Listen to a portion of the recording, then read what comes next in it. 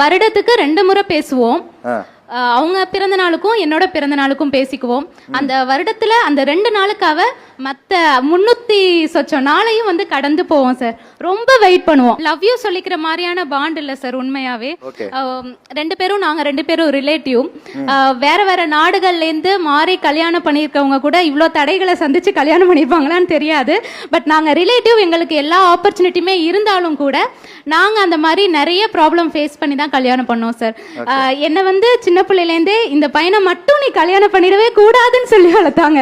அது மாதிரி ரொம்ப ஸ்ட்ராங்கான ஒரு நம்பிக்கை 2 பேருக்குமே ஒவ்வொருத்தர் மேல. ஏன்னு எனக்கும் தெரியல சார். சின்ன வயசுல இருந்து இவன் வேணாம், ஏன்னா இவன் வேணாம். மாமா பொண்ணா அத்தை பொண்ணு அந்த மாதிரியா? எனக்கு அத்தை பொண்ணு சார். அதான் சார் சொல்றேன், வேற கேஸ்ட்லயோ வேற ஊர்லயோ வேற நாட்டுல லவ் பண்ணியிருந்தாலும் இவ்வளவு பிரச்சனை ஹேண்டில் பண்ணிருக்க மாட்டோம் நாங்க.